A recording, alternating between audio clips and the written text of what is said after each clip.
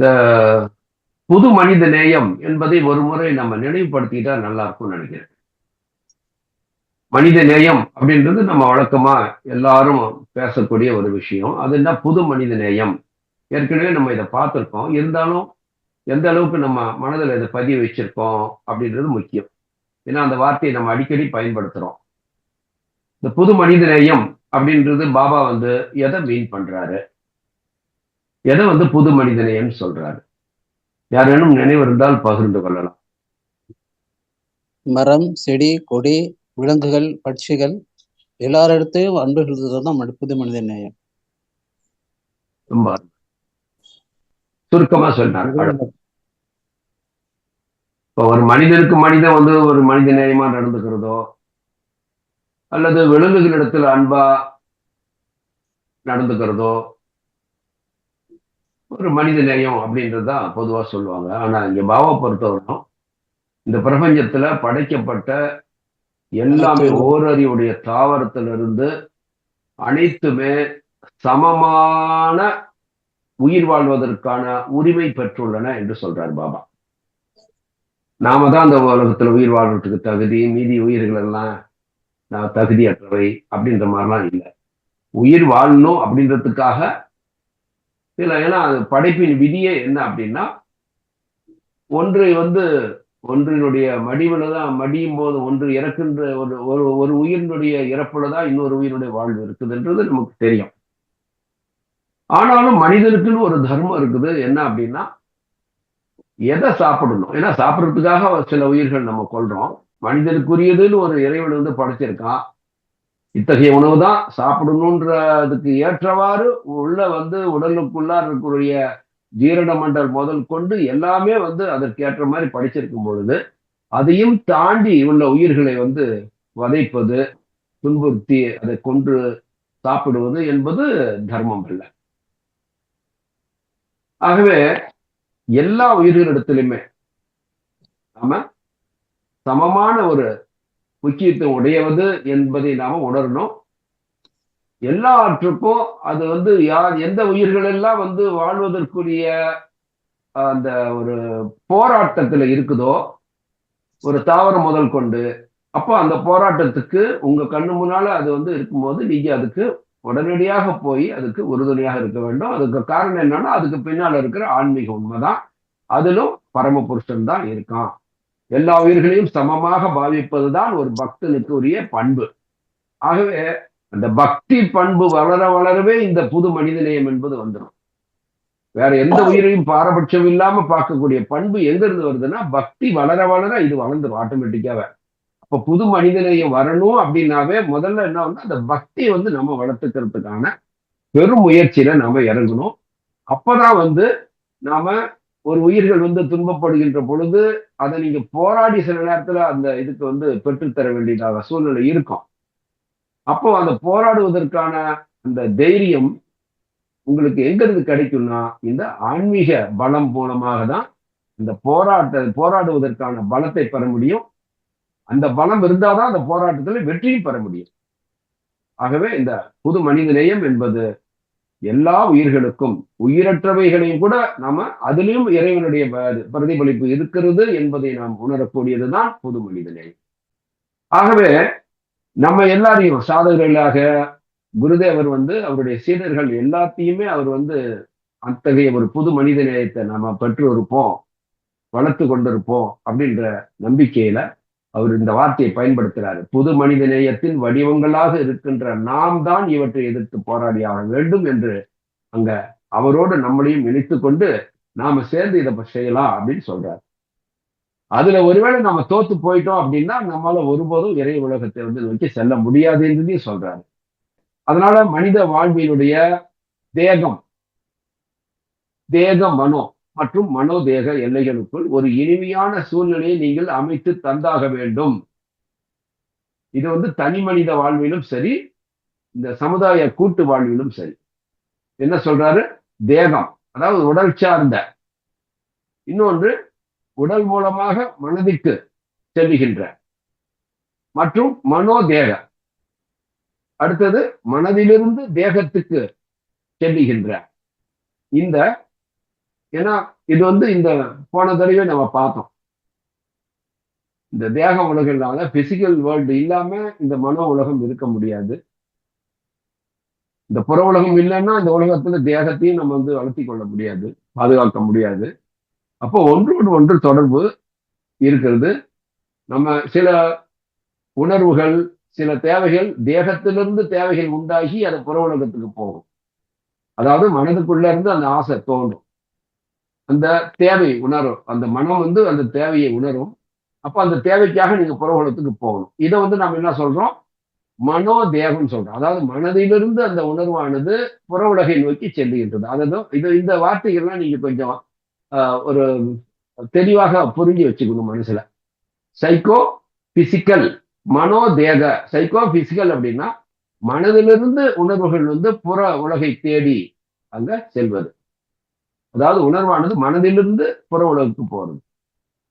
அதே மாதிரி தேக மனோ அப்படின்னா பிசிக்கோ சைக்கிக் அப்படின்னா இங்க உடல் இருந்து மனதுக்குள்ள போறது. அதாவது பிசிக்கல் வேர்ல்டு இருந்து இங்க மனதுக்குள்ளார போகின்ற சில உணர்வுகள். அதே மாதிரி முழுக்க முழுக்க தேகம் சார்ந்தது. இந்த மூன்றிலையும், இந்த எல்லைகளுக்குள்ளாரையும் ஒரு இனிமையான சூழ்நிலையை நீங்க அமைத்து தந்தாக வேண்டும் சொல்றாரு. உங்களுக்கும் இனிமையா அமைச்சுக்கணும், இந்த புற உலகத்துக்கும் அதை வந்து அமைச்சு கொடுத்தாகணும்னு சொல்றாரு. அந்த ரெஸ்பான்சிபிலிட்டி உங்களுக்கு இருக்குன்னு சொல்றாரு. அப்படி இல்லை என்றால் மனித வாழ்வே அர்த்தமற்றதாகிவிடும். யார் செய்வாங்கன்னு கேட்கிறார். இன்றைக்கு இருக்கிற எல்லா நாடுகளிலும் உள்ள அரசியல் அமைப்புகள் எல்லாமே ஒரு அரசாங்கம் தான் மனிதர்களுக்கும் மற்ற உயிர்களுக்கும் பாதுகாப்பையும் தேவைகளையும் பூர்த்தி செய்ய வேண்டிய கடமை அதை ஆளுகின்ற அந்த ஒரு அரசாங்கத்திற்கு தான் இருக்குது. ஆனா இன்றைக்கு உலகம் முழுவதும் நம்ம பார்க்கின்றோம், எந்த ஒரு அரசாங்கமும் இந்த அடிப்படை தேவைகள் கூட மனிதர்களுக்கான இதை வந்து பூர்த்தி செய்வதில்லை. அங்கே ஆளுகின்றவர்கள் எல்லாமே தன்னை சார்ந்து சுயநலவாதிகளாக, பெரும் பணக்காரர்கள் ஆவதற்காக அந்த நோக்கத்தில் தான் நடைபெறுது. அப்போ இந்த போக்கு வந்து எங்க போகும் அப்படின்னா, இந்த மனித சமுதாயமே ஒரு அழிவை நோக்கி போயிட்டு இருக்கிறது. அப்ப இதை இப்படியே விட முடியாதுன்றதுதான் இறைவனுடைய கட்டளை. அப்போ இந்த இறைவனை உள்ளவர்கள், புது மனித நேயத்தினுடைய இதில் வந்து நம்பிக்கை உள்ளவர்கள், அதிலே வந்து மூழ்கி இருப்பவர்கள் செஞ்சாகணும் இந்த வேலைன்றார். அதாவது நீங்க புது மனித நேயத்தை உபயோகித்துன்றாரு. நீங்க அதை அப்ளை பண்ணுங்க. உங்களுடைய புது மனித நேயத்தை நீங்க பயன்படுத்தி மனித சமுதாயத்துல வாழும் ஒவ்வொரு மனிதனுடைய வாழ்வையும் நீங்கள் வெற்றி பெற செய்ய வேண்டும் சொல்றார். நான் வெற்றி அடைஞ்சா போதும் அப்படின்னு இல்லாம ஒவ்வொரு மனிதனுடைய வாழ்வும் வெற்றி அடைய வேண்டும். எந்தெந்த வகையில உங்களால அவங்கவுங்க எந்தெந்த வகையில ஒவ்வொருத்தருக்கும் ஒரு திறமை இருக்கும், ஒவ்வொருத்தருக்கும் ஒரு பலம் இருக்கும். உடல் சார்ந்த, பணம் சார்ந்த, பொருள் சார்ந்த, அறிவு சார்ந்த, இப்படி பல வகையான பலம் இருக்கும். ஸோ எதையெல்லாம் எங்கெங்கெல்லாம் கொடுத்து அந்த மனித சமுதாயத்தை வந்து நம்ம மேல கொண்டு வர முடியுமோ அதையெல்லாம் நீங்க புது மனித நேயத்தினுடைய அடிப்படையில நீங்க அதை பயன்படுத்தணும்னு சொல்றேன். நீங்க பயன்படுத்துகின்ற எல்லாமே உதவுகின்ற அத்தனை விஷயங்களும் புது மனித நேயத்தினுடைய ஸ்டைல்ல இருக்கணும்னு சொல்றாரு. அந்த பாணியில தான் இருக்கணும்னு சொல்றாரு. அப்படி நீங்க செஞ்சீங்கன்னா இந்த மனித சமுதாயத்தின் அமைதியை குலைக்கின்ற ஒவ்வொரு தனி மனிதனுடைய ஒரு தனி மனிதனும் கூட இந்த மனித சமுதாயத்தினுடைய அமைதியை குலைக்கின்ற வேலையை செய்யறான். ஒரு குரூப் ஆஃப் பீப்புளும் அந்த மாதிரி இந்த மனித சமுதாயத்தினுடைய அமைதியை குலைக்கின்ற வேலையில செஞ்சிட்டு இருக்காங்க இன்னைக்கு. ஆனா நீங்க இந்த மாதிரி ஒரு புது மனித நேயத்தினுடைய அடிப்படையில நீங்க இந்த ஒவ்வொரு தனி மனிதனையும் நீங்க வந்து அவங்க முன்னேற்றத்துக்கு உதவுகின்ற பொழுது இந்த மனித சமுதாயத்தினுடைய அமைதியை குலைக்கின்ற ஒவ்வொரு தனி மனிதனுடைய மற்றும் குழுக்களின் மன இயல்புகளையும் உணர்ச்சி பற்றுகளையும் அடையாளம் தெரிந்து கொள்ள வேண்டும் என்றார். நீங்க அப்படி செய்கின்ற பொழுது முதல்ல நீங்க இந்த சைக்காலஜி வேணும். இதான் எப்படி ஒரு தனி மனிதன் சமுதாயத்தை வந்து ஏமாத்தலாம், எப்படி மனிதனுடைய வாழ்வினுடைய இதை வந்து அமைதியை வந்து அவன் கெடுக்கலாம், ஒரு தனி மனுஷன் எப்படி பண்றான், ஒரு கூட்டமா சேர்ந்து எப்படி பண்றாங்க, இதெல்லாம் பத்திலாம் இதுக்கு பின்புலமாக இருக்கின்ற என்னென்ன விஷயங்கள் இருக்கிறதோ இதெல்லாம் நீங்க புரிஞ்சுக்கிட்டாதான் அப்ப அதை வந்து நீங்க எப்படி அதை வந்து உடைத்தெறிய முடியும் அப்படின்ற ஒரு விஷயத்துக்கு நம்ம தெரிஞ்சு கொள்ள முடியும். அப்ப என்ன பண்றாரு பாபா சொல்றாரு, ஒரு இந்த அமைதியை குலைக்கின்ற ஒவ்வொரு தனி மனிதனுடைய மற்றும் குழுக்களினுடைய மன இயல்புகளையும் உணர்ச்சி பற்றுக்களையும் அடையாளம் தெரிந்து கொள்ள வேண்டும். அவங்களுடைய சென்டிமெண்ட் என்ன சென்டிமெண்ட்ல இவங்க வந்து இந்த மனித சமுதாயத்தை வந்து அமைதியை கெடுக்கிறாங்க? ஜாதி சென்டிமெண்டா, இல்ல பணம் அந்த பொருள் ஈட்டுகின்ற அந்த மாதிரி ஒரு சென்டிமெண்டா, சில வந்து ஜாகிரபிக்கல் சென்டிமெண்ட். இப்போ வந்து சில இப்ப பாத்தீங்கன்னா மலை வாழ் மக்களினுடைய அவங்கெல்லாம் காலங்காலமா மலையில வாழ்கின்றவங்க, அவங்கெல்லாம் வந்து பாத்தீங்கன்னா ஒரு பணக்காரர்கள்லாம் அந்த இடத்தை அபகரிக்கிறதுக்காக அவங்களெல்லாம் அந்த இடத்த விட்டே காலி பண்ற மாதிரி. அப்போ அவங்களுடைய இது வந்து ஒரு ஜியாகிரபிக்கலான அந்த இடத்தை வந்து பற்றி கொள்வது. இப்படி அவங்க என்ன நோக்கத்துல இவங்க செயல்படுறாங்கன்னு நம்ம அடையாளம் தெரிஞ்சுக்கணும். இந்த மனித சமுதாயத்தினுடைய அமைதியை கெடுக்கிறவங்க அதை தெரிஞ்சிருக்கணும்ன்றாரு. இத்தகைய தொந்தரவுகளின் மூல காரணத்தை கண்டுபிடிக்க வேண்டும்னு சொல்றாரு. அப்படி கண்டுபிடிக்கலன்னா நம்மளால அதுக்கு எதிரான போராட்டத்தை நம்ம சரியான முறையில நடத்த முடியாது. திருடன் எங்க ஒளிஞ்சிட்டு இருக்கிறான்னு தெரியாம திருடனை பிடிக்க முடியாது இல்லையா? அது மாதிரி நாம இந்த மாதிரி மனித சமுதாயத்தினுடைய அமைதியை கெடுக்கின்றவர்களுடைய அந்த அந்த சைக்காலஜி என்ன, அவங்களுடைய நோக்கம் என்ன, எல்லாத்தையும் நீங்க தெரிஞ்சுக்கிட்டு அதுக்கப்புறம் அதை வந்து எப்படி எந்த விதத்துல இந்த புது மனித நேயத்தினுடைய அடிப்படையில நம்ம தீர்க்க முடியும் அப்படின்னு நீங்க ஆராயும் போதுதான் அதுல வந்து படிப்படியாக நமக்கு வெற்றி கிடைக்கும். அப்படி வந்து நம்ம அந்த இதை கண்டுபிடிக்க முடியலன்னா நமது நல வாழ்வு வந்து நிரந்தரம் அப்படின்றதுக்கு உத்தரவாதம் இல்லை. எப்ப வேணாலும் எந்த நிலையில வேணாலும் மனித வாழ்வு சீர்குலைஞ்சு போயிடும். அந்த மாதிரி ஒரு நிலைக்கு ஆளாயிடும் சொல்றேன். படிங்க தீதி, படிக்கிறீங்களா? சொல்லுங்க சொல்லுங்க. இப்போ எல்லா உலகத்துல எல்லாருக்கும் எந்த இடத்துல வாழ்றதுக்கு உரிமை இருக்கு இல்லைங்களா? மனிதநேய முறைப்படி உலகத்துல எந்த பாகத்திலும் மனிதர் எந்த மனிதன் எந்த இடத்துல வாழலாம். ஆனா இப்போ அமெரிக்க ஜனாதிபதி பண்ற வேலை, இப்போ அங்க இருக்க நாட்டுல வெளிநாட்டுக்கிறவங்க எல்லாம் விரட்டுறாரு. எந்த மனித நேயத்துல செய்யறாரு? எல்லாருக்கும் வாழ்றதுக்கு உரிமை இருக்கும்போது அவர் செய்து எந்த இடத்துல நமக்கு மனித நேயத்துக்கு ஒத்து வரும்? அவங்க நாட்டை விட்டு மற்ற நாட்டுலாம் வெளியே துரத்துறாரு. அதுவும் கையில காலை கட்டி ஜெயில போட்டு வெளியில அனுப்புறாரு. அது எந்த மனித நேயம்? அது எப்படி எப்படி என்ன பண்ணணும்? நம்ம பாபா என்ன சொல்றாருங்க, மனித நேயம் இருக்குதுன்னு நான் சொல்றாரு. மனித நேயம் இல்ல, அந்த மனித நேயத்தை நம்ம கிட்டதான் அந்த மனித நேயம் இருக்குது. மனித நேயத்தோட வடிவாக நீங்க தான் இருக்கிறீங்க. நீங்க தான் இந்த மனித சமுதாயத்துக்கான இதை வந்து மாற்றங்களை கொண்டு வரணும்ன்றாரு. அதுக்கு நாம ஒரு எதிர்ப்பு தெரிவிக்கணும் அவர் பண்றதுக்கு. அவர் அது மாதிரி செய்யறது எந்த நேரத்து நியாயம்? அது இல்ல, நீங்க எதிர்ப்பு தெரிவிக்கிறது என்பது வந்து சும்மா தான் சொல்றாரு. பாருங்க, முதல்ல அவங்களுக்கு பின்னால இருக்கிற அந்த என்ன ஒரு அவங்களுக்கு என்ன மாதிரி ஒரு அவங்களுக்கு வந்து ஒரு நோக்கம் இருக்குது. இந்த மாதிரி செய்யறதுனால என்னென்ன நோக்கம் இருக்குது, அது வந்து இப்ப சரியான நோக்கமா, அது தப்பான முடிவுகளா, அதெல்லாம் நீ யோசனை பண்ணணும்ல. நம்ம வந்து இப்படி செய்யறாரு அப்படின்னு நம்ம முடிவு எடுக்கிறத விட இது வந்து இதுக்கு நம்ம பல ஆராய்ச்சிகள் செய்ய வேண்டியது இருக்கும். அந்த மாதிரி ஆராய்ச்சி செய்யும் போது அதை வந்து அப்படியே வந்து அவர் செய்வது நியாயமாக இருந்தாலும் அதுல யாருக்கும் பாதிப்பு ஏற்படாத வகையில அதுதான் வந்து புது மனித நேயத்தினுடைய முறைப்படி அதை வந்து எடுக்கணும். ஆனா அந்த புது மனித நேயம் என்பது யாருக்கும் இந்த உலகத்துல தெரியாது. அப்ப அத்தகைய ஒரு அமைப்பு ஏற்படுகின்ற பொழுதுதான் இந்த சமுதாயமே வந்து சரியான ஒரு வழிக்கு வரும்ன்றாரு. இப்ப நாம நினைக்கலாம் இதெல்லாம் சாத்தியமா அப்படின்னு நினைக்கலாம். நிச்சயமாக சாத்தியம்தான். இன்னைக்கு இருக்கின்ற ஒரு நிலை வந்து ஆரம்பத்துல வந்து எந்த ஒரு இதுமே துவக்கன்றது ஒரு சின்ன ஒரு விதையிலிருந்து தான் நம்ம முளைக்கும். அந்த விதையெல்லாம் இருக்கும் போதே இது வந்து நம்ம பெரிய ஆலமரமா ஆக முடியுமான்னு நம்ம திங்க் பண்ணக்கூடாது. நம்ம ஒரு விதையா தான் இருப்போம், ஆனா அது நிச்சயமாக ஆலமரமா ஆகும். அந்த விதையை வந்து சரியாக விதைக்க வேண்டும்.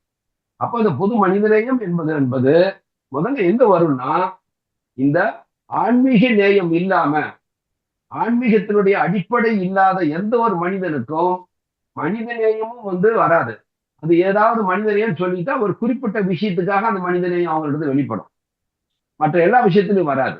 ஏன்னா மனிதனுடைய வாழ்வு என்பது பிசிக்கோ, சைக்கோ, ஸ்பிரிச்சுவல் 3 நிலைகள் இருக்குது. உடல் சார்ந்த, மனம் சார்ந்த, ஆன்மீகம் சார்ந்த வாழ்வு தான் மனிதனுடைய வாழ்வு.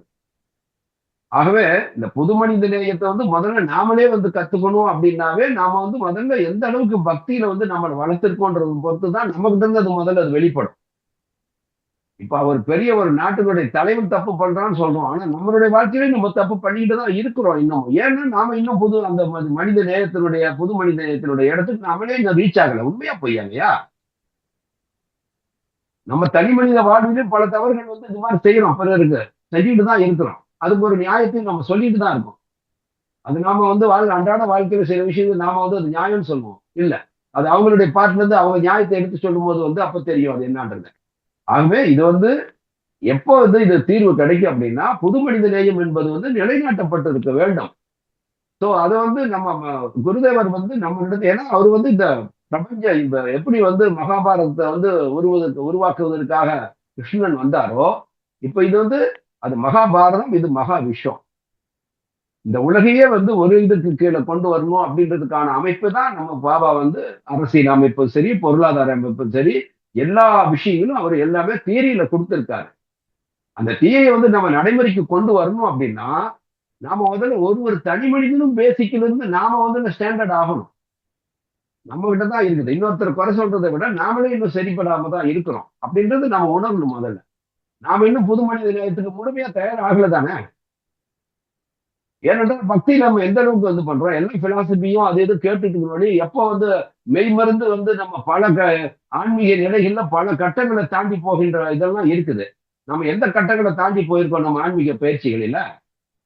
அப்படின்னா இன்னமும் அந்த பேசிக் லெவல்ல தான் நம்ம இருந்துட்டு இருக்கிறோம். அதுக்கான பெருமுயற்சி எடுக்கணும் ஒவ்வொரு நாளும். அப்பதான் நமக்கு வந்து அதுல தெரியும். அப்பதான் வந்து உண்மையிலேயே நீங்க அப்ளை பண்ற அந்த ஆற்றல் என்பது அது வந்து வெளியில போகும். சக்தியே இல்லாம வில்ல விட்டா அந்த அம்பு போய் டபக்குன்னு கீழே தான் விடும், அங்கெல்லாம் போவாது. அந்த ஆன்மீக பலம் என்ற ஒன்று இருந்து வைக்கும் போதுதான், இருக்கும் பொழுதுதான் நாம எய்கின்ற அம்பு என்பது நம்ம இலக்கை நோக்கி அது போகும். எந்த முயற்சியாக இருந்தாலும் உண்மையா பொய்யா? பாலகிருஷ்ணன் ஐயா, நம்ம சொல்ற கூற்று வந்து நீங்க வந்து உங்களுக்கு ஒத்துக்க முடியுறதா நான் சொல்றத? புரியுது புரியுது. அது மாதிரி மத்த வந்து தப்பு பண்றான்றது தப்பு பண்ணிட்டு தான் இருக்குது உலகத்துல எல்லா நாடும். இந்த மாதிரி ஒரு தவறை வந்து நீங்க ஒரு நாட்டை சுட்டி காட்டினா இன்னொரு நாடு வேற மாதிரி ஒரு தப்பு பண்ணிட்டு தான் இருக்கிறாங்க. தீவிரவாதத்தை ஊக்குவிச்சிட்டு இருக்கிறாங்க சில நாடுகள். ஸோ அதெல்லாம் நீங்க பாத்தீங்கன்னாக்கா நம்ம முதல்ல இங்க என்னன்னாக்கா பாபா இங்க சொல்றது என்னன்னா, நாம தான் இதை செய்யணுன்றாரு. நாம செய்யணும்னு சொன்னா முதல்ல நம்ம செய்வதற்கு நீங்க தான் வந்து எதிர்த்து போராடணும்னா, போராடுவதற்கான ஆயுதங்கள் நமக்கு என்னன்னா இறைபலம் தான் முக்கியம். அறிவு பலம், இறைபலம், இந்த மூன்றுமே நமக்கு வந்து ரொம்ப ரொம்ப முக்கியம். உடல் பலம் என்பது கடைசி தான். இங்க இந்த உலகில தேவை என்பது ஆன்மீக பலம் தான். உங்களுடைய அறிவு பலத்தை வந்து சாயாம பார்த்துக்கும். இல்லைன்னா உங்க அறிவு சாஞ்சிடும், ஒரு பர்டிகுலர் இடத்துல சாஞ்சி கொடுத்துரும். அப்ப அடிப்படை என்பது பேஸ்மெண்ட் வந்து ஸ்ட்ராங்கா இருந்துக்கணும். அப்பதான் அது மேல நீ எத்தனை அடுக்கு வந்து கட்டினாலும் வந்து பில்டிங் வந்து நல்லா இருக்கும். ஆகவே இங்க வந்து புது மனித நேயம் என்று சொல்வது ஏதோ ஒரு சம்பந்தம் இல்லாத ஒரு விஷயத்தை வந்து கடையில இருந்து வாங்கிட்டு வர்றதில்லை. புது மனித நேயம் என்பது ஆன்மாவுக்குள்ள இருந்து வெளிப்படக்கூடிய ஒரு விஷயம் அது. அதனால நாம வந்து தியானத்திலையும் பக்தியிலையும் ரொம்ப தீவிரமாக நம்ம வந்து நேரத்தை ஒதுக்கணும். நம்ம பல நம்ம எல்லாம் வந்து பொழுதுபோக்குக்கு மற்ற விஷயங்களுக்கெல்லாம் நம்ம நிறைய நேரத்தை ஒதுக்குறோம், நம்ம மனசாட்சிக்கு தெரியும். ஆனா அந்த அளவுக்கு நம்ம வந்து பக்திக்காகவும் மெய் மருந்து உட்கார்ந்து இறைவனோடு இரண்டர் கலப்பதற்கான நேரத்தை எவ்வளவு ஒதுக்குறோம்? நிச்சயமாக ரொம்ப கம்மி தான். ஆகவே நம்ம முதல்ல வந்து இதை வந்து தயார் பண்ணணும். நம்மகிட்ட பொறுப்பை கொடுத்துருக்காரு, இன்னைக்கே நீங்க செய்யணும்னு சொல்ல அவரு. அது முடியாது. ஆனா முதல்ல இப்ப செய்யணும்னு சொல்றாரு, இப்ப அதுக்கான தயார் தான் நம்ம பண்ணணும். இப்ப சரியான நேரத்துல நடக்கும். சரியா? சோ அதுதான் நம்ம மத்தவங்களை வந்து குறை சொல்றதை விட முதல்ல நாம வந்து தகுதியில ஒரு கூட்டாக உலகம் முழுதும் இன்னைக்கு வந்து எல்லா இடங்களிலுமே நம்ம வந்து இல்லாத இடமே இல்லை. பாபாவுடைய சீடர்கள் உலகத்துல வந்து இன்னைக்கு வந்து எல்லா நாடுகளிலும் எல்லா இடங்களிலும் இருக்கிறாங்க. அத்தனை பேருமே உலகம் முழுதும் உருவாகின்ற பொழுது அங்கங்க பெரிய பெரிய ஆலமரங்களாக வந்து உலகம் முழுதும் அது வந்து உயர்ந்து நிற்கும். அப்ப அதுல வந்து நிழல்ல வந்து தங்குவதற்காக எல்லா ஜீவன்களும் தயாரா இருப்பாங்க. அந்த நிழல் கொடுக்கிற அளவுக்கு நாம பெரும் மரமாக, அந்த ஆன்மீக மரமாக நம்ம வந்து வளரணும். முதல்ல நாம வளரவே இல்லை இன்னும். அதுக்கு உரமே போடுறது இல்லை. பக்திக்கு தேவையான உரங்கள் என்னென்னவோ அதெல்லாம் நம்ம சேர்த்துக்கணும். அதுல முழுமையாக அவனிடமே சரணாகதி. இறைவா, என்னை வந்து அந்த தகுதி உடையவனாக என்னை ஆக்கிவிடு. சில நேரங்கள்ல எனக்கு அறிவு வந்து என்ன செய்யணும்னு கூட தெரியல. அந்த நேரத்துல எனக்கு தெளிவான புத்தியை கொடுத்து நீ விரும்புகின்றவாறு என்னை வந்து நீ வழி நடத்து அப்படின்னு உள்ளபூர்வமாக அவனிடத்துல அழுது வந்து அவனிடத்துல கேட்கும்போது நிச்சயமாக அங்கதான் பக்தியினுடைய துளிர் விடும். அப்ப அங்கதான் வந்து நம்மளுடைய மனம் வந்து கனிவு பற்று இறைவனை நோக்கி வரும்போது அந்த சாதனாவே நமக்கு வந்து அவ்வளவு ஒரு இனிமையானதாகவும் இன்பமானதாகவும் இருக்கும். அப்பதான் புது மனித நேயம் நம்மகிட்ட இருந்து வெளிப்படும். இப்ப வந்து யூனிட்டை வந்து வள்ளலாருக்கு வந்து சும்மா வெளிப்பட்டுல அப்படி ஜீவகாரியம்னு சொன்னார். அதை ஜீவகாரியம்னு சொன்னார் இல்லையா, அது வந்து இந்த புது மனித இயக்கம் தான் அவர் சொன்னார். பட் ஆனா அவருக்கு வந்து வெளியில அவர் வந்து ஃபாலோ பண்ணாரு. மற்றவங்களுக்கு எல்லாம் வந்து இது எப்படி வந்து ஃபாலோ பண்ணுறது விரிவாக சொல்லல. பசித்தவங்களுக்கு மட்டும் எப்பயுமே சாப்பாடு கொடுத்துருங்கன்ட்டார். அது ஒண்ணுதான் இன்னைக்கு வந்து அவங்க எல்லாம் பண்ணிட்டு இருக்கிறாங்க. அதே மாதிரி அவர் இறைவனை உணர்ந்த மாதிரி வழிகள்லாம் வேற யாருக்கும் சொல்லி கொடுக்கல. இப்படிதான் இறைவனை உணரணும்னு. ஆனா அவர் சொன்னாரு, வரப்போறாரு, நான் பெற்றதை நீங்களும் பெறுவீர்கள் அப்படின்னு மட்டும் தான் சொன்னார். அந்த விஷயம் வரைக்கும் அவர் கரெக்டா சொல்லிட்டு போயிட்டாரு. வரப்போறதுக்கு முன்னாலேயே அவர் வந்து வரப்போறாருன்றத உண்மையை சொல்லிட்டாரு. அவர் வரப்போகின்ற கடவுள் ஏற்கனவே நான் அதை அவருடைய இதுல இருந்து அனுப்பிச்சு விட்டேன். அதெல்லாம் நீங்க பார்த்திருப்பீங்க. அதுல நம்ம நேரத்தை செலவழிக்க வேண்டும். ஆகவே இந்த வந்து மனிதர்கள் வந்து இன்னைக்கு அவன் தப்பு பண்றான், இவங்க தப்பு பண்றாங்கன்னா புது மனித அவங்க மனித நேயம் இல்லைன்னா நம்ம வந்து முதல்ல வந்து தயாராகும். மனிதர்கள் உருவாகணும். இனிமேதான் காலம் வரும். இப்படின்றதுக்குள்ளார உலகம் மாறிடாது. டைம் எடுக்கும் எல்லாத்துக்குமே. அதுக்கு முதல்ல நம்ம தயார், நம்ம தயாராகிறது தான் இப்ப முதல் பணி. ஸோ அதனாலதான் நம்ம அதை வந்து நம்ம அதுக்கான மூல காரணத்தை கண்டுபிடிக்கிறது ஒரு பக்கத்துல இருந்தாலும் நம்மளை நாமே முதல்ல தயார் பண்றதும், அப்படி வந்து நம்மளே தயார் பண்ணிக்காம மூல காரணத்தை கண்டுபிடிச்சாலும் பிரயோஜனம் இல்லை. ஆகவே அப்படி அந்த மாதிரி நம்ம நம்மளையும் தயார் பண்ணிக்க முடியாம மூல காரணங்களையும் கண்டுபிடிக்க முடியலன்னா இந்த மனித இனத்தினுடைய நலவாழ்வு என்பது நிரந்தரமா இருக்கும் அப்படின்றது உத்தரவாதமே இல்லை. எப்ப வேணாலும் அந்த மனித வாழ்வானது இந்த உலகத்தை விட்டே காணாம போயிடும், எல்லாம் அழிஞ்சு போயிடும்னு சொல்றேன். மனித வாழ்க்கையில இருக்கிற எல்லா தொல்லைகளுக்கும் மூல காரணமாக இருக்கும் தனி மனித மற்றும் கூட்டு மனோ தத்துவ குறைகளை நம்மால் சரி செய்ய முடியாவிட்டால், இப்போ பாலகிருஷ்ணனையா சொன்னாரு, அவர் வந்து இப்படி பண்ணிட்டு இருக்கிறாருன்னு. இது மனோ ரீதியாக வந்து இது ஒரு நோய்.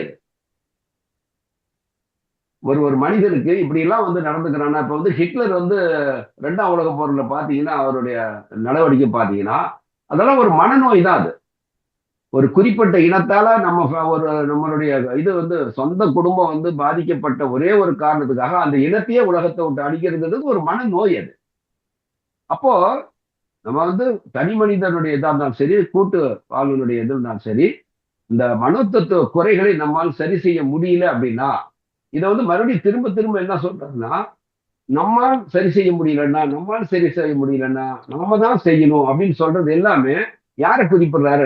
நாமன் குறிப்பிடுறது நம்மளதான் குறிப்பிடுறாரு. அப்ப அதை உடனே இப்ப நினைச்சோன்னு சரி செய்யற அளவுக்கு நம்மளா தகுதியா இருக்கிறோமா? இல்ல. அப்போ இங்க வந்து நம்ம கிட்ட வந்து இதை வந்து எதிர்பார்க்கிறாருன்னா நாம முதல்ல அதுக்கு தயாராகணும். யுத்தத்துக்கு போகணும்னா யுத்தத்துக்கு வேண்டிய அளவுக்கு எல்லாமே உடல் சார்ந்த மனம் சார்ந்த எல்லா தைரியத்தையும் எல்லா பலத்தையும் நாம முதல்ல வளர்த்துக்கணும். அப்படியே நம்மளால சரி செய்ய முடியாம போனா என்ன நடக்கும்ன்றத நம்ம வந்து எச்சரிக்கை சொல்கிறேன். அப்படி முடியலன்னா மனித சமுதாயத்துக்கு தற்காலிக நிவாரணங்களுக்கான ஏற்பாடுகளை மட்டும்தான் செய்ய முடியும். டெம்பரவரி தான், எவ்வளவு காலங்களுக்குன்னு தெரியாது. ஆனா அதே சமயத்துல தனிப்பட்ட மற்றும் கூட்டு மனோதத்துவ குறைபாடுகள் புதிய புதிய பிரச்சனைகளையும் புது புது துன்பங்களையும் உருவாக்கி கொண்டே இருக்கும். 2 விஷயத்தை சொல்றாரு. நாம வந்து இதை சரி செய்ய முடியலன்னா தனி மனித மற்றும் கூட்டான மனிதர்களுடைய இந்த மனோதத்துவ குறைகளை நம்மளால செய்ய முடியல அப்படின்னா டெம்பரவரியா தான் நம்ம ஏதாவது செஞ்சுட்டு இருக்க முடியும். ஏன்னா அது வந்து அப்படியே இருந்துட்டு இருக்கும். தனி மனிதர்களிடத்திலும் சரி, கூட்டான மனிதர்களிடத்தையும் அந்த மனோ ரீதியான அந்த குறைபாடுகள் எல்லாமே இருந்துகிட்டு தான் இருக்கும். நாம தற்காலிக அந்த ஏற்பாடுகளை தான் இந்த மனித சமுதாயத்துக்கு நம்மளால செய்ய முடியும். அதே சமயத்துல அது மேலும் மேலும் அந்த தனி மனிதனிடத்திலும் சரி, அந்த கூட்டான மனிதர்களிடத்திலையும் அந்த மனோ தத்துவ இது பிரச்சனைகளானது புது புது துன்பங்களும் உருவாக்கிட்டே இருக்கும். தொடர்ந்து புதுசு புதுசா துன்பங்களை உருவாக்கிட்டே இருப்பாங்க. அப்போ அதாவது என்னன்னா ஒரு பக்கத்துல துன்பங்களை நாம வந்து நீக்கி கொண்டே இருப்போம். அது வந்து டெம்பரவரியா நடக்குது. மறுபக்கம் புதிய புதிய துன்பங்கள் புதுசா உருவாகிட்டே இருக்கும். இதுதான் நடக்கும்ன்றாரு. ஆனா அது கூடாது. நாம எல்லாம் முயற்சிகளை மேற்கொள்ள வேண்டும். சமுதாயத்தினுடைய தொல்லைகளை நிரந்தரமாகவும் தொல்லைகளின் மூல காரணங்களை சரியான வழியிலும் நீக்குகின்ற முயற்சிகளை தான் வெற்றி என்று சொல்ல முடியும். அதுதான் பாபா சொல்றாரு. ஆமா, நான் முதல்ல சொல்லிட்டேன். தேக மனோ மற்றும் மனோ தேக. இங்க மனோ உலகம் இருக்கும், அது வந்து மனோ தேக தான். இந்த உலகன்றதையும் நீங்க தேகன்றதையும் மாத்திக்கலாம். ஆக இந்த பிசிக்கோ சைக்கிக் அப்புறம் சைக்கோ பிசிக்கல். இந்த 3 நிலைகளில் உடல் சார்ந்த துன்பங்கள், தேகத்திலிருந்து மனதை பாதிக்கின்ற துன்பங்கள், தேகத்தின் வழியாக மனதை பாதிக்கிறது. இன்னொன்னு மனதின் மூலமாகவே வந்து இந்த உடலை பாதிக்கின்றது. இத்தகைய துன்பங்களை புது மனித நேயத்தை பயன்படுத்தி நீக்கியாக வேண்டும். இந்த மனித சமுதாயத்துல இது போன்ற நிலைகள்ல ஏற்படுகின்ற துன்பங்களை புது மனித நேயத்தின் முறையில தான் பண்ணணும் அப்படின்றார். அப்படின்னா என்ன? புது மனித நேயம்னா என்னங்க? அது சும்மா சாதாரண புது மனித நேயத்தை பத்தி விளக்கம் பார்த்துட்டோம். ஆனா புது மனித நேயத்தை பயன்படுத்தி, புது மனித நேயத்தினுடைய பயன்படுத்தி அப்படின்னு சொன்னா ஒன் வேர்ட்ல என்ன சொல்லலாம்? எதை பயன்படுத்தணும்? ஆன்மீக ஆற்றல் ஐயா. அன்பு, அக்கறை, உயிர்களிடத்திலே பாரபட்சம் இல்லாத அன்புதான் அந்த புது மனித நேயம். அப்ப அந்த அடிப்படையான இந்த உலகத்துல வந்து நீங்க வந்து இந்த துன்பங்களை நீக்குவதற்காக நீங்க போகின்ற பொழுது புது மனித நேயம் என்பது எல்லா உயிர்களிடத்திலும் வந்து செலுத்தணும். அப்படின்னா எதை செலுத்துறோம்? அன்பு. நம்ம சொந்த மாதிரி நமக்கு எப்படி நம்ம குழந்தைங்களுக்கு நம்ம உறவுகளுக்கு வந்து எப்படி அன்பை காட்டுறோமோ அது மாதிரி எல்லா உயிரிடத்தும் காட்டுகின்ற அன்பு தான் அந்த புது மனித நேயம். அது தெய்வீகமான அன்பு. அது அதை தான் பயன்படுத்தணுன்றாரு. நீங்க துன்பங்களை வந்து அப்படியே ரொட்டி துண்டு தூக்கி பாருதா, பசிக்குதா, அந்தாங்க கேட்ச் பிடிங்க அப்படின்றா, 2 ரொட்டி துண்டு எடுத்துங்க அப்படின்றது இல்லை. அங்க அன்போடு அரவணைப்போடு அதைதான் சொல்றாரு. இதுதான் நம்ம இடத்துல இருந்து வெளிப்படணுன்றாரு.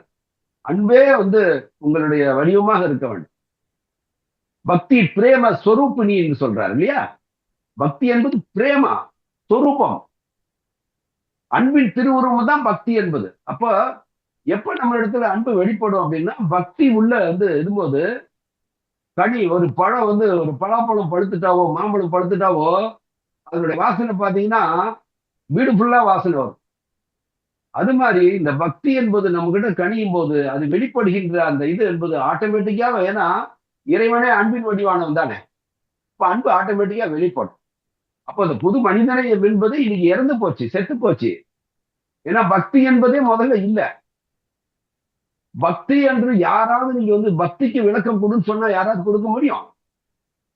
சாமி கும்பிடுறது, தேங்காய் உடைக்கிறது, பழம் வந்து இது பண்றது, மணி ஆட்டுறது, தீபம் ஆராதனை காட்டுறது, சூடம் கொளுத்துறது, தீ மிதிக்கிறது, இததான் பக்தின்னு சொல்லிட்டு இருக்கிறாங்க. சோ ஆகவே இந்த புது மனிதநேயத்தை பயன்படுத்தி அப்படின்னா இதுக்கு வந்து இன்னொரு சுருக்கமான அர்த்தம் என்னன்னா இங்க வந்து தெய்வீக அன்பு. அதுதான், அதை பயன்படுத்தி தான் நீங்க வந்து எல்லா உயிர்களிடத்திலும் நீங்க அன்பு காட்டி அந்த அவங்களுடைய துன்பம் அன்போடு அந்த துன்பங்களை நீக்கணும்ன்றதுதான் இங்க வந்து நம்ம புரிஞ்சு கொள்ள வேண்டியது. அப்படி செய்யும் போது இன்றைக்கு இருக்கின்ற சூழ்நிலைகள் நாளைக்கு இருக்கக்கூடாது என்பதை நினைவில் வைத்து அதுக்கேற்ற மாதிரி செயல்படும். டெம்பரவரியானதா இருக்கக்கூடாது. அப்ப இதுக்கு வந்து பர்மனண்டா என்ன செய்யலாம், என்ன செஞ்சா இது வந்து தீர்க்க முடியும் அப்படின்றது நினைவில் வைத்து நீங்க செயல்பட வேண்டும். ஆனா இதெல்லாம் எப்ப சாத்தியம் அப்படின்னு பாத்தீங்கன்னா நிச்சயமாக நம்ம குருதேவர் சொல்லுகின்ற இது வந்து இப்போ மகாபாரத காலத்தில் எடுத்துட்டா கூட அவர் நினைச்சதெல்லாம் வந்து எப்ப சாதிக்க முடிஞ்சதுங்க சொல்லுங்க? கிருஷ்ண பரமாத்மா வந்தாரு, அதர்மத்தை அழிச்சு வந்து தர்மத்தை நிலைநாட்டணும் அப்படின்னு சொன்னாரு. இப்ப எப்படி பாபா சொல்ற மாதிரி அவர் வந்து தர்மத்தை நிலைநாட்டுறது காரணத்துக்காக அவரே வழிநடத்தி பிசிக்கலாவே இது பண்ணாரு. ஆனா அது எப்ப சாத்தியமாச்சு? எந்த நிமிடத்துல வந்து அது வந்து நடைமுறைக்கு வந்துச்சு சொல்லுங்க? அவர் நினைச்சது கடைசி நேரத்துல ஐயா, யுத்தம் முடிஞ்சதுக்கு அப்புறம் தான் நடைமுறைக்கு வந்துச்சு. உண்மையா பொய்யா? யுத்தம் முடிஞ்சு ஆட்சி வந்து இவர் கையில ஒப்படைக்கின்றதுக்கு அப்புறம் தான் அவர் வந்து இது நடைமுறைக்கு அவர் சாத்தியமானது. அவர் நினைச்சதவன் எல்லா மனிதர்களுக்கும் அவர் நினைத்த மாதிரி எல்லாமே தரப்பட்டது. உண்மையா பொய்யா? அப்போ நம்மளுடைய இந்த யுகத்திலும் சரி, ஆனா யுத்தத்துக்கான தயாரா இருக்கணும்ல, போராடுவதற்கான இந்த வீரர்களாக நம்ம இருக்கணுமா இல்லையா அந்த தர்மத்தினுடைய அடிப்படையில? அப்போ நம்ம ஆன்மீக ரீதியாக இங்க வந்து ஃபைட்டு வந்து ஆயுதங்கள் எந்த ஃபைட்லாம் வந்து நடக்காதுங்க. அப்படி அடிச்சுக்கிறவங்க ஒரு நாட்டுல இருந்து இன்னொரு நாடு வந்து அடிச்சுக்குவாங்க. ஆனா நம்மளுடைய குருதேவர் சொல்லுகின்ற பாணி என்பது நீங்க ஆயுதம் ஏந்திலாம் நீங்க பண்ணுன்ற அவசியமே இல்லை. உங்களுடைய ஆன்மீக பலத்தையும் அறிவு பலத்தையும் பயன்படுத்தினாலே இந்த உலகத்தையே பிடிக்க முடியும். அறிவு தான் தேவை, ஆயுதம் 2வது தான். ஆகவே இது எப்போ வந்து சாத்தியம்னா முதல்ல நாம எல்லாம் ட்ரூப்ஸ், ஆன்மீக பலத்தாலும் அறிவு பலத்தாலும், ஆன்மீகம் வந்து சரியா வளர்ந்தா அறிவு சரியான வந்து சுப புத்தின்னு பேர். அந்த புத்திக்கு பேரு சுப புத்தி. சாதாரணமா எல்லாத்தையும் தெரிஞ்சுக்கிறது சாதாரண புத்தி. சுப புத்தி அப்படின்னா நலம் தருகின்ற புத்தி. அது எப்படின்னா ஆன்மீகத்துல தான் வரும். அப்போ இதை வந்து நம்ம டெவலப் பண்றதா நம்ம வந்து இன்றைக்கு வந்து இந்த இந்த போராட்டத்துல வந்து நீ ஆயுதம் ஏந்தி போராடுகின்ற போராட்டமே அல்ல. அறிவை வந்து அறிவினால வந்து வெல்ல வேண்டும். அது நடைபெற்று தீரும். அது யாரோ ஒரு மனிதன் அதை செய்ய போறான், ஒரு மனிதன் தான் செய்யப்பான். ஆனா அவன் வந்து உலகம் முழுதும் ஆடுகின்ற பொழுது நீங்க எல்லாம் தயாரா இருக்கணும்ல. ஒரு இடத்துல உட்காந்து உலகம் முழுதும் ஒத்த முடியுமா? அப்போ அங்கங்க அங்கங்க அதற்கான ஒரு தயார் நிலையில் இருக்கக்கூடிய அந்த சத்தியப்பிரர்கள் என்று சொல்றார் பாபா இல்லையா? அவர்கள் தான் இந்த ஆட்சியை வந்து கொடுக்க முடியும். அப்ப முதல்ல நம்ம சத்தியப்பிரர்கள் என்னன்னா த மாரல் சோல்ஜர்ஸ், மொராலிட்டி. ஆயுதம் என்பது அந்த சோல்ஜர்களுக்கு ஆயுதம் என்னன்னா மொராலிட்டி. ஆகவே அந்த நேரம் தான் அது வந்து நடைமுறைக்கு வரும். நீங்க தனி மனிதனாக போய் இந்த மாற்றங்கள் அதை வந்து அந்த மாற்றங்கள் ஏற்படுகின்ற பொழுது இந்த உலகம் முழுதுமே வந்து அவருடைய இது வந்து நோக்கம் என்று சொன்னா உலகம் முழுதும் அங்கங்க விதைகளை வந்து அவர் தூவிதான் இருக்காரு. ஆகவே இந்த இன்றைக்கு இருக்கின்ற சூழ்நிலைகள் வந்து நாளைக்கு இருக்கக்கூடாது, எதிர்காலத்தில் இருக்கக்கூடாது அப்படின்ற அளவுக்கு உங்களுடைய திட்டங்கள் இருக்க வேண்டும். என்ன செஞ்சா எதிர்காலத்தில் இது வராது என்பதை கண்டுபிடிச்சு அதுக்கு காரணங்களை கண்டுபிடிக்கிறது. அப்புறம் முன்கணிப்பின் மூலமாக சூழ்நிலைகளை உறுதி செய்ய வேண்டும் சொல்றாரு. அது என்ன முன்கணிப்பு? இந்த ப்ரீமோனிஷன். அதாவது நீங்க முன்கணிப்புனா முன்னாடியே வந்து ஒரு யூகிச்சு அதை வந்து கணிக்கணும். அதை நிச்சயமா இது இப்படி போனா இத்தனை வருஷத்துக்கு அப்புறம் இது இத்தமாதான் மாறும் அப்படின்றது துல்லியமாக கணிக்க முடியும்னாலும் அதுக்கு பின்னால் இருக்கிறது உங்களுடைய ஆன்மீக பலம் தான். அறிவினாலையும் கணிக்க முடியும். ஆனாலும் இந்த புது மனித நேயம் உடையவர்கள் என்பவர்கள் ஆன்மீகத்தினுடைய பலம் பெற்றுள்ளவர்கள். அவர்களுடைய முன்கணிப்பு என்பது நிச்சயமாக அது அறிவு பலத்தால் நீங்க வந்து முன்கணிப்பு செய்வதை விட ஆன்மீக பலம் உடையவர்கள் முன்கணிப்பு என்பது எத்தனையோ நூற்றாண்டுகளுக்கு அப்புறம் நடக்க போறதெல்லாம் சொல்லி வச்சாங்க அந்த காலத்துல ஞானிகள், ஆன்மீக ஞானிகள் சொன்னவர்கள். அதெல்லாம் முன்கணிப்பு தானே, நடக்க போகுது அப்படின்னு சொல்லி வச்சிருக்காங்க. அப்போ இதுக்கு பின்னாடி எல்லாத்துக்கு பின்னாலையும் பாத்தீங்கன்னா என்ன தேவைன்னா ஆன்மீக பலம் தான். அவனிடத்துல முழு சரணாகதி எங்க இருக்கிறதோ ஒவ்வொரு நிமிஷத்தையும் உங்களுடைய ஒவ்வொரு அணுவையும் அவனிடத்துல சரணாகதி பண்ணிட்டு எல்லாத்தையும் நீ சரி பண்ணி விட்டுடு. அதுக்கான அதை சரி பண்ற பலத்தை எனக்கு கொடு இல்லையா? அமர் ஜாதோ மொழினதா দাও প্রভু আজিকে কাজ করে যেতে ধ্যান ধরে যেতে ধাও আরো শক্তি আমাকে. ஏற்கனவே நம்ம இந்த பாட்டை பார்த்துருக்கோம். அந்த பொருளை உணர்ந்து பாருங்க. என்ன சொல்றாங்க பாருங்க. இறைவனிடத்துல மன்றாடி கேட்கின்றான் பக்தன். அமார் ஜத்துவம் அணினத்தா, என்னுடைய இடத்துல என்னுடைய மனதிற்குள்ளார எந்த அளவுக்கு எவ்வளவு வந்து அந்த தூய்மையற்ற முழுமையற்ற குறைபாடுடைய விஷயங்கள் எவ்வளவு இருக்குதோ அதையெல்லாம் சொரிய தாவோ சொரிய தாவோன்னா தெரிஞ்சிருது. தயவு செஞ்சு அதை நீக்கிடுங்க பிரபு. சொரிய தாவோ பிரபு ஆஜிக்கே, இன்னைக்கே, நாளைக்கு கூட தள்ளி போட வேண்டாம், இன்றையோடு என்னிடத்துல இந்த குறைகள் எல்லாம் நீக்கிவிடு. காஜி கோரே ஜெத்தே, உன்னுடைய பணிகள், காஜ் என்றால் பணிகள், உன்னுடைய பணி செய்வதற்காக காஜி கோரே ஜெத்தே ஆண்டே ஜெத்தே, உன்னுடைய பணிகளை செய்வதற்கும் உன்னுடைய தியானத்தை உன்னை எண்ணி நான் தியானம் செய்வதற்கும் தாவோ கொடு, ஆரோ சக்தி, இன்னும் அதிக பலத்தை கொடு. எனக்கு சின்ன வீடா இருக்குது, ஒரு ரூம் பெட்ரூம் தான் இருக்குது, நான் வந்து 3 பெட்ரூம்னு கேட்கலாங்க. உன்னை எண்ணி தியானம் செய்வதற்கும் உன்னுடைய பணிகளை செய்வதற்கு எனக்கு இன்னும் அதிக பலத்தை கொடு என்று கேட்கணும். அது உள்ளார்த்தமாக நம்ம அவரிடத்துல கேட்கும் போது நிச்சயமாக நம்ம அவர் செய்யற அது நடக்கும். ஆகவே நம்ம அதற்கேற்ப புது மனித நேயத்தை நம்ம பயன்படுத்தணும். எது? காரணங்களை கண்டுபிடிக்கிறது, முன்கணிப்பின் மூலமாக சூழ்நிலைகளை உறுதி செய்து நம்ம அந்த சூழ்நிலைகளுக்கு ஏற்றவாறு நம்ம அந்த பொது மனித நேயத்தை பயன்படுத்தி இதெல்லாம் துன்பங்களை மாற்றி அமைச்சாகணும். அப்போதுதான் எதிர்காலத்தில் தொல்லைகள் உருவாகாது. மனித அறிவில் மூட நம்பிக்கைகளை திணிக்க முடியாது. இல்லைன்னா மூட நம்பிக்கைகள் மறுபடியும் வந்துடும். ஆகவே கால மாற்றத்துக்கு இங்க இன்னொரு சொல்றாரு, கால மாற்றத்துக்கு ஏற்றவாறு இடமாற்றங்கள் உண்டாகும் சொல்றாரு. காலம் மாற மாற இடங்கள் மாறிக்கொண்டு இருக்கின்றனவா இல்லையா இந்த உலகத்துல? ஆமா.